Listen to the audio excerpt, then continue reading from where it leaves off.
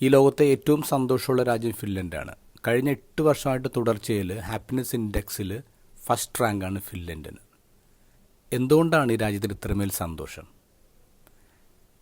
കഴിഞ്ഞ ദിവസം മലയാള മനോരമ പത്രത്തിലെ എഡിറ്റോറിയൽ പേജിൽ സന്തോഷത്തിൻ്റെ രഹസ്യങ്ങളെന്ന് പറഞ്ഞിട്ടൊരു ലേഖനം ഉണ്ടായിരുന്നു. ഫിൻലൻഡിൽ കഴിഞ്ഞ 16 വർഷമായിട്ട് താമസിക്കുന്ന ഒരു മലയാളി നവമി ഷാജഹാൻ IT എഞ്ചിനീയറാണ്. അവരൊരു ലേഖനം എഴുതിയിട്ടുണ്ട്, എന്തുകൊണ്ടാണ് ഇത്ര സന്തോഷം ഫിൻലൻഡിൽ എന്ന് പറഞ്ഞിട്ട്. അവർ പറയുന്നത് അതിൽ പ്രധാനപ്പെട്ട കാരണം അവിടുത്തെ പ്രകൃതി തന്നെയാണ്. ആ രാജ്യത്തിലെ 70% വനമാണ്. 1,80,000 തടാകങ്ങളുണ്ട്.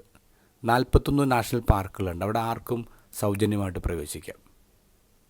മറ്റൊരു പ്രധാനപ്പെട്ട കാരണമായിട്ട് അവർ പറയുന്നത് അവിടെയുള്ള ആൾക്കാർ നിയമങ്ങൾ പാലിക്കുന്നവരാണ്. പ്രത്യേകിച്ച് ട്രാഫിക് നിയമങ്ങൾ പാലിക്കുന്ന ആൾക്കാരാണ്. സൈക്കിൾ ഓടിക്കുമ്പോൾ പോലും ഒരു ഹെൽമെറ്റ് വെച്ചിട്ട് പോകും.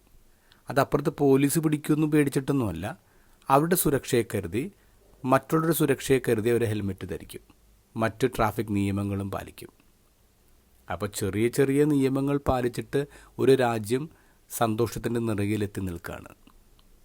എൻ്റെ ഗോസ്പലിൽ ഈശോ പറയുന്നു, എന്നെ സ്നേഹിക്കുന്നവൻ എൻ്റെ വചനങ്ങൾ പാലിക്കും. അപ്പം നമ്മൾ നിയമങ്ങൾ പാലിക്കേണ്ടത് ഔട്ട് ഓഫ് ഫിയർ അല്ല, ഔട്ട് ഓഫ് ലവ് ആണ്. അപ്പോൾ ദൈവം നമ്മളിൽ വന്ന് വസിക്കും. അത് ഫാമിലിയായിട്ട് വന്ന് വസിക്കും എന്ന് പറയാം. ദൈവത്തിൻ്റെ മറ്റൊരു പേരാണല്ലോ സന്തോഷം. അപ്പം നമുക്ക് സന്തോഷം ഉണ്ടാവണമെങ്കിൽ, അല്ലെങ്കിൽ നമ്മൾ താമസിക്കുന്ന ഇടങ്ങളിൽ സന്തോഷം ഉണ്ടാവണമെങ്കിൽ നമ്മൾ കൽപ്പനകൾ പാലിക്കണം, നമ്മൾ നിയമങ്ങൾ പാലിക്കണം.